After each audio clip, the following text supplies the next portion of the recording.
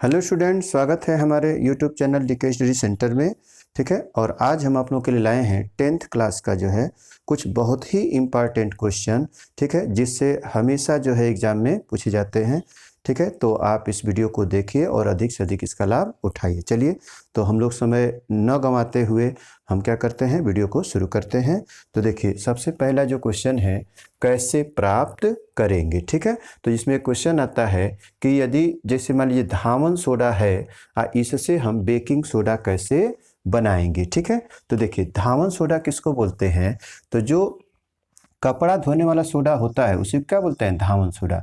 और इसका फार्मूला होता है सोडियम कार्बोनेट, यानी Na2CO3। ठीक है, सोडियम कार्बोनेट। तो अब इससे हम लोग को क्या करना है, बेकिंग सोडा बनाना है। और बेकिंग सोडा का फार्मूला क्या होता है, तो हमारे पास होता है NaHCO3। ठीक है, NaHCO3। तो सबसे पहले आपको जानना होगा कि मान लीजिए कि हमारे पास मिल गया सोडियम कार्बोनेट। ठीक है, सोडियम कार्बोनेट। ठीक है, देखिए, और ये मिल गया हमारा सोडियम बाई कार्बोनेट। ठीक है, सोडियम बाई कार्बोनेट।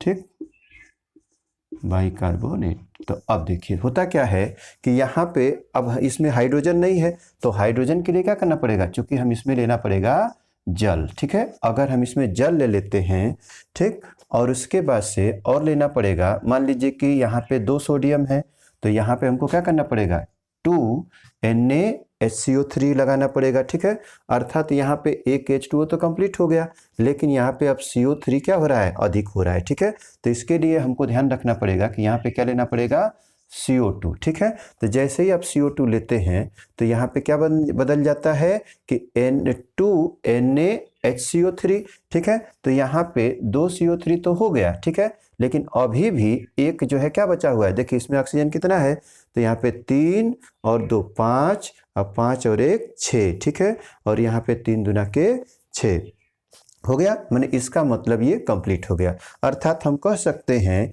कि जब सोडियम कार्बोनेट के जलीय विलयन में जब कार्बन डाइऑक्साइड गैस प्रवाहित करते हैं या पास करते हैं, तो उससे क्या बनता है, ये सोडियम बाइकार्बोनेट में बदल जाता है। ठीक है, यानी जब किसी भी सोडियम कार्बोनेट के जलीय विलयन, या हम ऐसा कह सकते हैं कि सोडियम कार्बोनेट में जब जल मिला करके और उस विलयन में अगर कार्बन डाइऑक्साइड गैस जो है उसमें पास करते हैं, तो क्या बनता है, हमें सोडियम बाइकार्बोनेट बन जाता है। ठीक है, चलिए, तो अब दूसरा आते हैं क्लोरीन से विरंजक चूर्ण। ठीक है, तो देखिए सबसे पहले तो हमें जानना पड़ेगा कि क्लोरीन गैस का फार्मूला क्या होता है, तो Cl2 होता है। ठीक है, और विरंजक चूर्ण का फार्मूला क्या होता है, यहाँ पे आपको क्वेश्चन मार्क लगा देना है।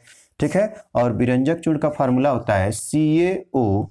ठीक है, Cl2। ठीक, तो हमें ऐसा चीज ढूंढना है जिसमें CaO हो। ठीक है, CaO जो होता है, यानी CaO क्या होता है, ये या तो सूखा चूना होगा या बुझा चूना होगा। ठीक है, CaOH का होल ट्वाइस। ठीक, तो इसमें हम दो चीज ले सकते हैं, या तो CaO ले लें या CaOH का होल ट्वाइस। तो देखिए जो CaO है ये डायरेक्ट जो है क्लोरीन से नहीं जुड़ेगा, अर्थात यहाँ पे लेते हैं हम कैल्शियम हाइड्रोक्साइड यानी बुझा चूना। ठीक है, यानी CaOH का होल ट्वाइस। ठीक है, तो जब कैल्शियम हाइड्रोक्साइड लेते हैं इसी को बोलते हैं क्या, बुझा हुआ चूना। ठीक है, बुझा चूना। ठीक, ये हो जाएगा बुझा चूना। ठीक, जिसको बोलते हैं कैल्शियम हाइड्रोक्साइड। ठीक है, इसको हम लोग कह सकते हैं स्लैक्ड लाइम। ठीक है, इसको इंग्लिश में क्या बोलते हैं, स्लैक्ड लाइम। ठीक, और ये हो जाएगा आपका क्लोरीन गैस। ठीक है, और ये जो है जब हम क्लोरीन गैस से अपक्रिया कराते हैं तो इसमें क्या होता है, CaOCl2, यानी इसी को बोलते हैं विरंजक चूर्ण, विरंजक चूर्ण, या इसी को कहते हैं ब्लीचिंग पाउडर, ब्लीचिंग पाउडर। ठीक है, पाउडर, अब प्लस में क्या निकल जाएगा, H2O। ठीक है, तो हम कह सकते हैं कि जब हम बुझा चूना या कैल्शियम हाइड्रोक्साइड में क्लोरीन गैस अगर प्रवाहित करते हैं तो हमें क्या मिलता है, जो है विरंजक चूर्ण प्राप्त होता है, ठीक है, और साथ ही साथ जल बनता है। ठीक, चलिए अब आ जाते हैं, एक क्वेश्चन है जिप्सम से प्लास्टर ऑफ पेरिस। ठीक है, तो आप प्लास्टर ऑफ पेरिस का तो जानते ही होंगे कि जिससे जो है अगर किसी का हाथ टूट जाता है तो हड्डियों में जब टूट जाती हैं तो उसके लिए प्लास्टर जो लगाया जाता है वो प्लास्टर ऑफ पेरिस होता है। ठीक है, तो जिप्सम का फार्मूला होता है CaSO4.2H2O। ठीक है, ये जिप्सम है। ठीक है, अब देखिए ये क्या है, जिप्सम है, जिप्सम। ठीक, और प्लास्टर ऑफ पेरिस का फॉर्मूला क्या होता है, Ca, ठीक है, SO4 का CaSO4 का होल ट्वाइस डॉट H2O। ठीक है, या हम इसको ऐसे लिख सकते हैं कि हाफ H2O। ठीक, तो देखिए इसमें क्या होता है कि एक H2O निकल जाएगा। अब यहाँ पे चूंकि क्या है, हमको कितना लेना पड़ेगा, 2। ठीक है, चूंकि 2 लेंगे CaSO4 तभी नहीं यहाँ पे CaSO4 का ट्वाइस होगा। ठीक, लेकिन अब यहाँ वाटर के जो संख्या है वो अनबैलेंस हो जाएगी। ठीक है, यानी वाटर इधर कितना हो गया, 4, क्योंकि यहाँ पे देखिए 2 का 2 में गुणा कर देंगे तो कितना हो जाएगा, 4 वाटर मॉलिक्यूल है, अर्थात यहाँ पे कितना यूज हुआ है, 1, अर्थात इसमें से क्या निकल जाएगा, 3 H2O निकल जाएगा। ठीक है, तो देखिए होता क्या है कि जब भी हम जिप्सम को, ठीक है, 120 से 130 डिग्री सेल्सियस पे गर्म कर दें। ठीक है, 120 डिग्री सेल्सियस से 130 डिग्री सेल्सियस पे, और ये गर्म करने का सिंबल है। ठीक है, तो जब जिप्सम को या जिप्सम को जब 120 से 130 डिग्री सेल्सियस पे जब गर्म कर देते हैं तो क्या बन जाता है, प्लास्टर ऑफ पेरिस का बन जाता है। ठीक है, plaster of Paris, plaster of Paris. ठीक है, ये चीज। अब देखिए इसी का जो है दिया है, प्लास्टर ऑफ पेरिस से जिप्सम कैसे बनाएंगे। ठीक है, यानी प्लास्टर ऑफ पेरिस से जिप्सम कैसे प्राप्त करेंगे, तो कुछ नहीं करना है। अगर मान लीजिए आपके पास प्लास्टर ऑफ पेरिस है, ठीक है, तो इसमें जो है प्लास्टर ऑफ पेरिस CaSO4 का होल ट्वाइस डॉट H2O। ठीक है, तो या इसको लिख सकते हैं एक और तरीका से, CaSO4 डॉट हाफ H2O। ठीक है, ये दोनों फार्मूला सेम है, बस यहाँ पे 2 CaSO4 है तो यहाँ पे 1 H2O पूरा का पूरा, लेकिन यहाँ पे अगर एक ही CaSO4 है तो यहाँ पे आधा H2O है। ठीक है, तो देखिए अब इसका हम लोग क्या कर दें कि यदि जल से अभिक्रिया करा दें, ठीक है, तो यही रिएक्शन उल्टा कर दें कि यदि प्लास्टर ऑफ पेरिस कि जल से अभिक्रिया करा दिया जाए तो ये किस में बदल जाता है, जिप्सम में, CaSO4 डॉट 2H2O। ठीक है, ये डॉट लगाना जरूरी है क्योंकि जो कैल्शियम सल्फेट है इसमें 2 H2O मिला रहता है, तभी जाकर के ये जिप्सम कहलाता है। ठीक है, तो ये हो जाएगा जिप्सम। ठीक, तो उम्मीद है आपको जो है पसंद आ रही होगी वीडियो। तो देखिए होता क्या है कि प्लास्टर ऑफ पेरिस से जिप्सम कैसे प्राप्त करेंगे या जिप्सम से प्लास्टर ऑफ पेरिस कैसे प्राप्त करेंगे। ठीक है, तो जिप्सम से प्लास्टर ऑफ पेरिस कैसे प्राप्त कर रहे थे कि जब जिप्सम को 120 से 130 डिग्री सेल्सियस पे गर्म कर दे रहे थे तो हमें क्या मिल जा रहा था, प्लास्टर ऑफ पेरिस, और साथ में जो जल था वो जलवाष्प बन के उड़ जा रहा था। ठीक है, लेकिन वहीं पे थोड़ा सा उल्टा कर देंगे कि जब प्लास्टर ऑफ पेरिस में जल मिला देंगे, यानी जब प्लास्टर ऑफ पेरिस की जल से अभिक्रिया कराते हैं तो क्या बनता है, जिप्सम बन जाता है। ठीक, अब एक और आ गया सोडियम क्लोराइड से। ठीक है, क्या होता है, सोडियम क्लोराइड से सोडियम बाइकार्बोनेट कैसे बनाएंगे। ठीक है ना, तो देखिए इसमें क्या होता है, तो हमें क्या क्या पता है, देखिए यहाँ पे सोडियम क्लोराइड पता है।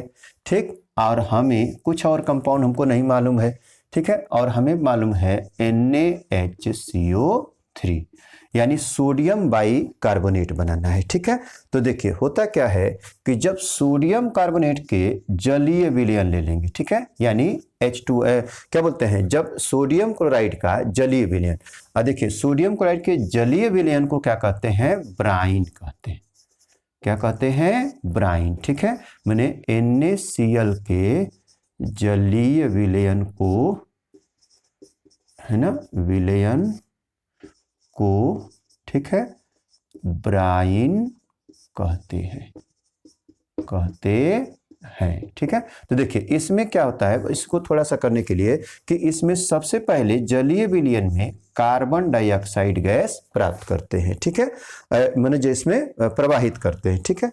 जब कार्बन डाइऑक्साइड गैस प्रवाहित करेंगे तो ये जो कार्बन डाइऑक्साइड गैस है ये जल के साथ, क्योंकि देखिए यहाँ पे जो सोडियम क्लोराइड है ये क्या है, लवण है, ठीक है, और ये क्या है, जल और H2O जब दोनों मिलता है, H2O जल और कार्बन डाइऑक्साइड जब मिलता है तो ये क्या बनाता है, अम्ल बनाता है। वो कौन सा, तो H2CO3 कार्बोनिक अम्ल, ठीक है।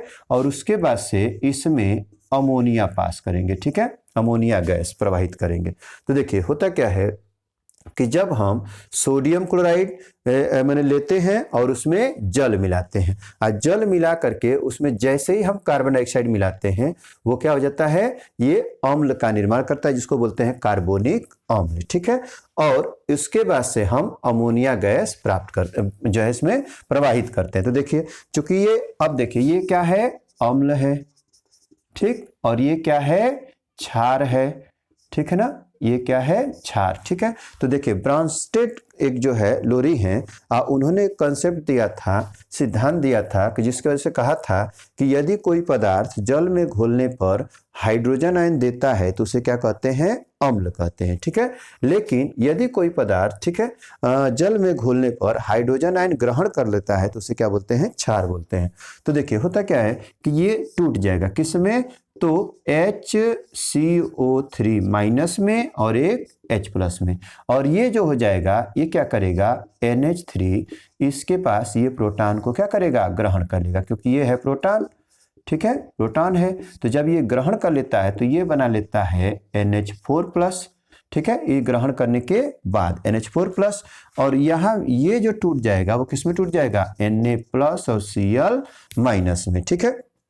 तो देखिए अब होता क्या है कि ये जो Na प्लस है, अब हमारे पास 4 कंपाउंड मिला, एक तो ये मिला, दूसरा ये मिला, और तीसरा ये मिला, चौथा ये मिला, ठीक है। तो देखिए अब हम क्या करते हैं कि हमें 2 कंपाउंड, यहाँ पे क्या 2 आयन है, तो इसके वाले प्लस को इसके माइनस से जोड़ देंगे तो क्या मिल जाएगा, हमें मिल जाएगा NH4Cl, ठीक है, क्या मिलेगा, NH4Cl। लेकिन वहीं पे अगर हम सोडियम को जोड़ देते हैं किससे, क्या बोलते हैं, हाइड्रोजन कार्बोनेट से, तो यानी इसको क्या मिल जाएगा, NaHCO3 मिलेगा, यानी सोडियम बाई कार्बोनेट मिल जाएगा, यानी ये हो जाएगा सोडियम, ठीक है, बाई कार्बोनेट, ठीक, और ये हो जाएगा आपका अमोनियम क्लोराइड, अमोनियम क्लोराइड, ठीक है। इसको हम लोग नौसादर के नाम से भी जानते हैं, ठीक है ना, नौसादर, ठीक। सोडियम बाइकार्बोनेट को तो आप जानते ही हैं, बेकिंग सोडा या खाने वाला सोडा, ठीक है, खाने वाला या बेकिंग सोडा, ठीक है। तो ये ध्यान रखते हैं।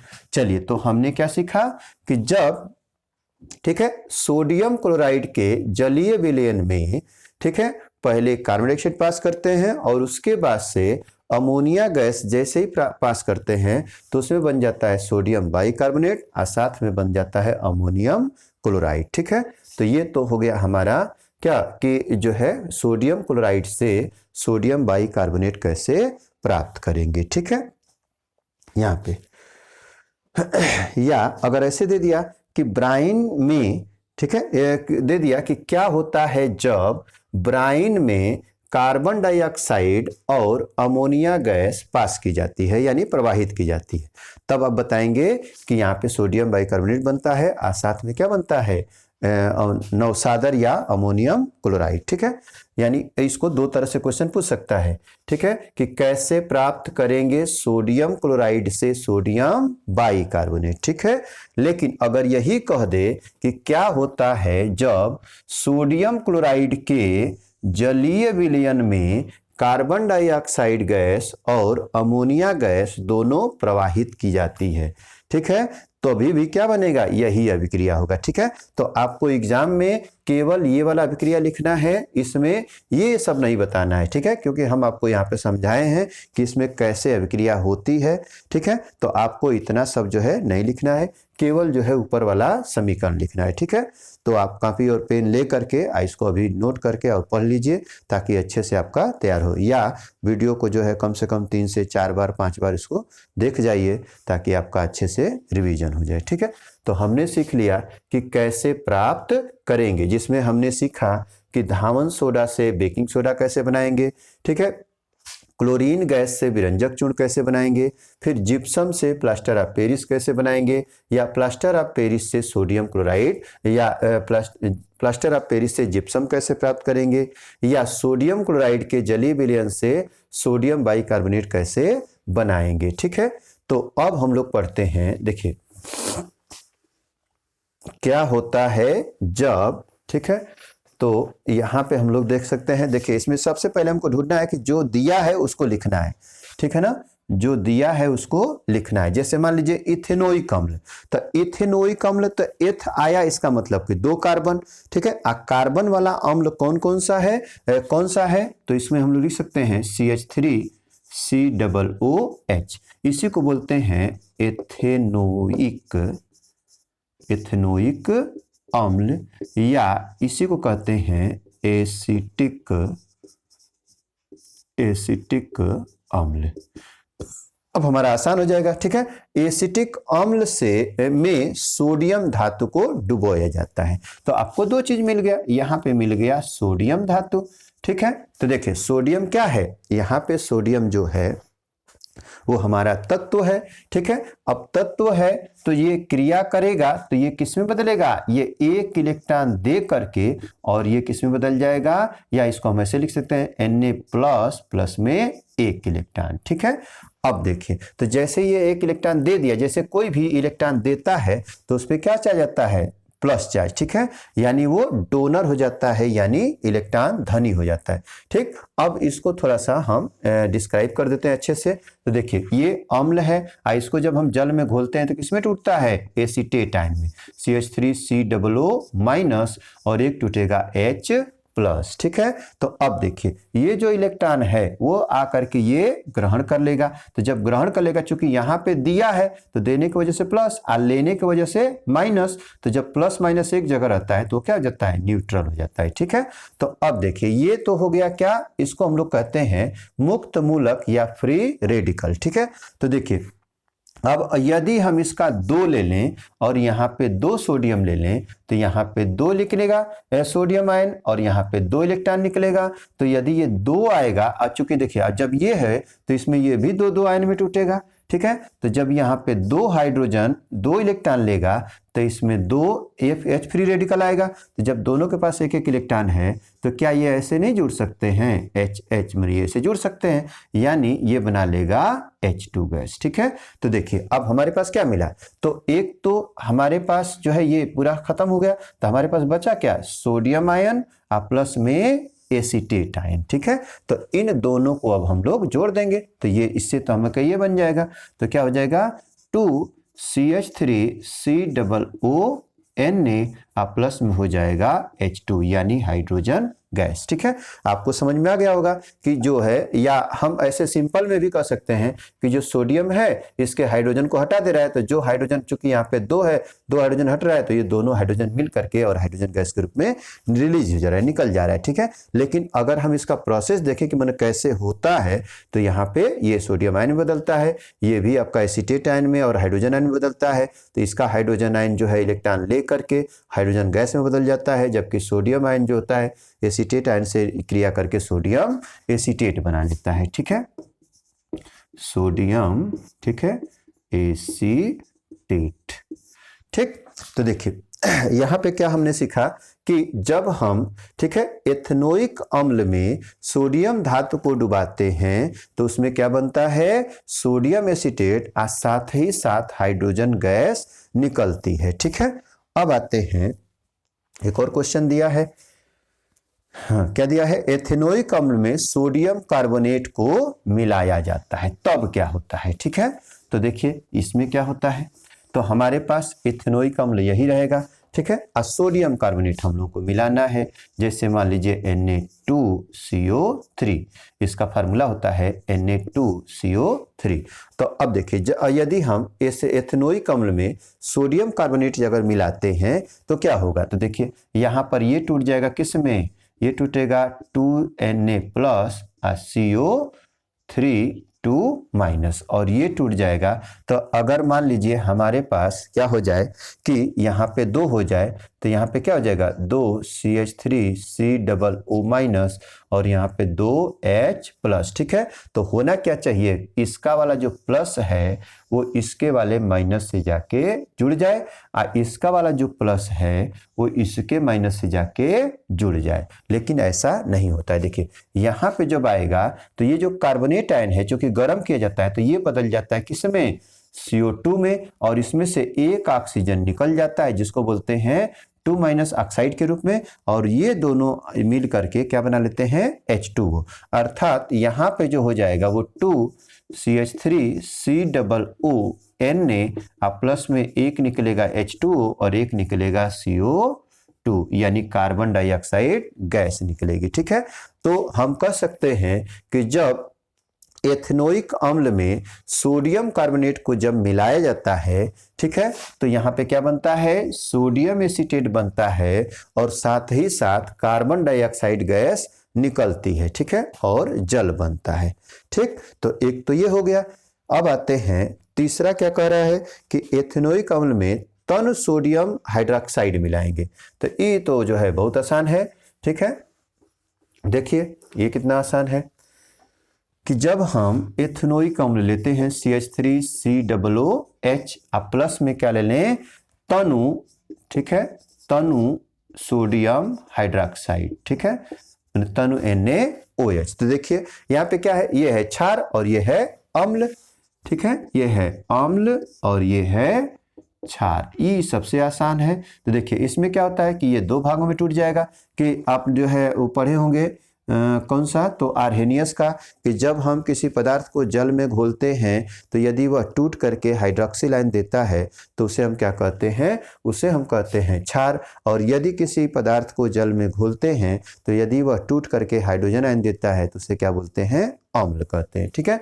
तो देखिए ये अम्ल जो है टूट जाएगा किसमें, CH3COO माइनस में, और ये टूट जाएगा H प्लस में, ठीक है, और ये हो जाएगा Na प्लस में, और ये हो जाएगा OH माइनस में, ठीक है। तो आपको बस करना ये है कि इसका वाला प्लस इसके माइनस से और इसका वाला प्लस इसके माइनस से। तो देखिए यहाँ पे क्या होगा, CH3COO और यहाँ हो जाएगा Na, यानी CH3COO Na प्लस में एक हो जाएगा यहाँ HOH, यानी यहाँ पे HOH, जब इसको मिलाते हैं तो ये बन जाता है H2O, इसी का नाम दे देते हैं, ठीक है। अर्थात हम कह सकते हैं कि जब एथेनोइक अम्ल में तनु NaOH यानी सोडियम हाइड्रोक्साइड जब मिलाते हैं तो क्या बन जाता है, सोडियम कार्बोनेट, हाँ सोडियम एसीटेट बन जाता है और साथ में जल बनता है, ठीक। तो उम्मीद है ये रिएक्शन आपको समझ में आया होगा, ठीक।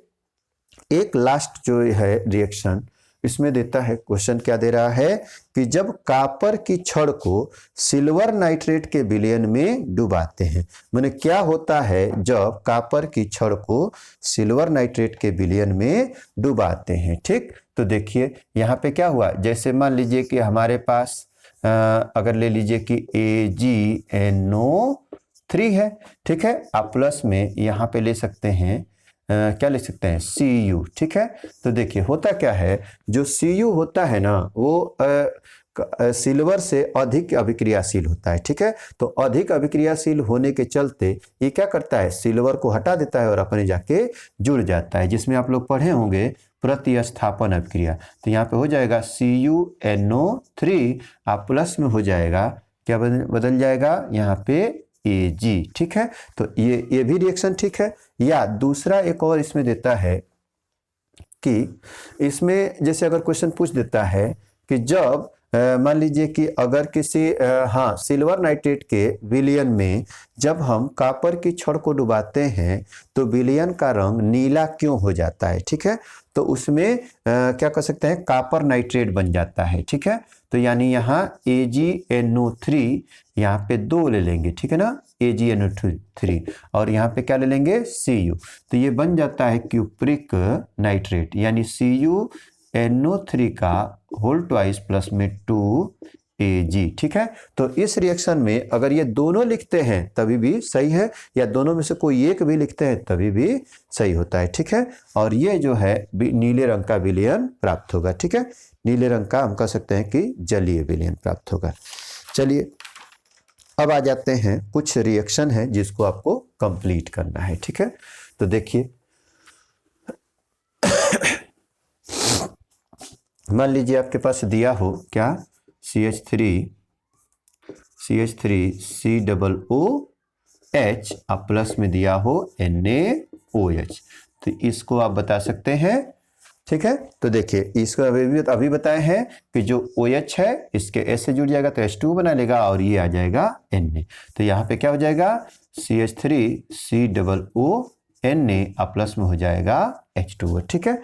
एक और जो दिया है, क्या दिया है कि CH4 है, ठीक है, आप प्लस में O2 से अभिक्रिया कराते हैं, ठीक है, तो इसमें क्या बनता है ये आपको प्रोडक्ट बताना है, ठीक है ना। तो देखिए कभी भी अगर हम मीथेन गैस है और ऑक्सीजन के से अभिक्रिया कराते हैं तो इसको बोलते हैं दहन करना, मतलब जलाना, ठीक है। तो जब भी जलाएंगे तो कोई भी कार्बनिक यौगिक जलाते हैं तो क्या बनता है, कार्बन डाइऑक्साइड और जल बनता है, ठीक है। और जितना कार्बन होता है उतना कार्बन डाइऑक्साइड बनता है, अर्थात यहाँ पे जो CH4 है आप प्लस में O2 है तो यहाँ पे कितना बनेगा, तो एक कार्बन है तो एक CO2 बनेगा, प्लस में इधर 4 हाइड्रोजन है तो 2 जल बनेंगे, ठीक है। अब हमें ऑक्सीजन को बैलेंस कर संतुलित कर देना है, तो देखिए यहाँ पे 2 ऑक्सीजन, यहाँ पे 2 ऑक्सीजन, यहाँ पे केवल 2 है तो इसके 2 से गुणा कर देंगे, ठीक है। तो इसका अभिक्रिया ये हो जाएगा, ठीक। एक और आ जाते हैं, देते हैं हाँ, जैसे मान लीजिए कि अगर दिया हो CH3 क्या दिया है C2H5OH, सॉरी C2H5OH अब प्लस में क्या दिया है Na, ठीक है। तो एल्कोहल की क्या होता है, जब सोडियम से अभिक्रिया कराते हैं तो क्या होता है, तो देखिए एल्कोहल जो होता है वो थोड़ी मात्रा में क्या होता है, एसिडिक होता है, यानी अम्लीय होता है, ठीक। और यहाँ पे जो सोडियम होता है ये बहुत अभिक्रियाशील धातु है, तो यहाँ पे अगर हम 2 ले लेंगे और इसको भी 2 ले लेंगे तो ये क्या करता है, ये हाइड्रोजन को हटा करके तो बना लेगा 2C2H5ONA अब प्लस में हो जाएगा, इसको हम लोग लिख सकते हैं क्या हो जाएगा आपका H2 हाइड्रोजन गैस, ठीक है, क्योंकि यहाँ टूट जाएगा C2H5O माइनस में और H प्लस में, ठीक है। अब चूंकि यहाँ पे 2 है तो यहाँ पे 2 हो जाएगा, ठीक। तो और ये टूट जाएगा किसमें, 2Na प्लस प्लस में 2 इलेक्ट्रॉन, और ये 2 इलेक्ट्रॉन मिल करके क्या बना लेगा H2, और ये 2 मिल करके क्या बना लेंगे, यहाँ से पूरा सोडियम क्या बोलते हैं, सोडियम इथॉक्साइड, इसको बोलते हैं सोडियम इथॉक्साइड, ठीक है, सोडियम इथॉक्साइड, ठीक।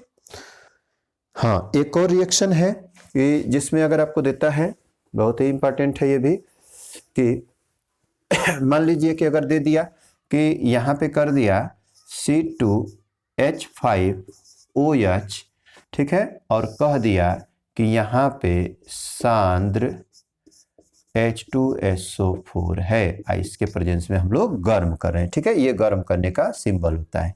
तो इसको हम लोग लिख सकते हैं CH3CH2 और हो जाएगा OH, ठीक है। तो देखो इसको हम लोग क्या करते हैं कि जब इसके उपस्थिति में गर्म करते हैं तो ये क्या करता है कि निर्जलीकरण कर देता है, ठीक है, यानी इससे जल को बाहर निकाल देता है, यानी इसका हो जाएगा CH2 डबल बॉन्ड CH2 अब प्लस में हो जाएगा कितना एक हो जाएगा H2O निकल जाएगा, ठीक है। लेकिन ये होता कैसे है तो इसको भी थोड़ा समझा देते हैं, थोड़ा सा स्ट्रक्चर इसको खोल देते हैं।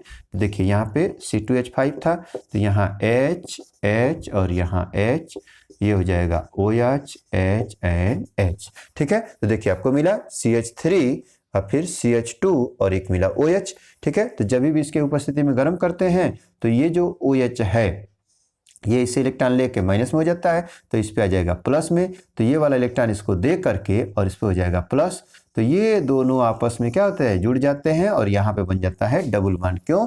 क्योंकि कार्बन जो है अपने से 4 बॉन्ड बनाता है, ठीक है। तो इसीलिए जो है इसका फार्मूला हो जाता है CH2 और एक निकल जाता है H2O, यानी ये है हमारा क्या एथिलीन गैस, जिसको हम फल पकाने वाली गैस भी कहते हैं, ठीक है। अब देखिए इसमें अगर पूछ देता है कि यहाँ पे सांद्र H2SO4 किसका काम करता है तो यह जो होता है निर्जलीकारक होता है, यानी डिहाइड्रेटिंग एजेंट होता है, ठीक। यानी किसी अगर पदार्थ से जल निकल रहा है तो उसको बोलते हैं डिहाइड्रेशन, ठीक। एक और इंपॉर्टेंट क्वेश्चन आप लेके आए हैं कि कॉपर के, ठीक है, कितने अयस्क हैं, ठीक। कॉपर के अयस्क, ध्यान दीजिए, कॉपर के अयस्क, ठीक। तो कॉपर के अयस्क कौन कौन से हैं तो इसमें 4 अयस्क मुख्य रूप से, तो कॉपर पाइराइट, कॉपर पाइराइट,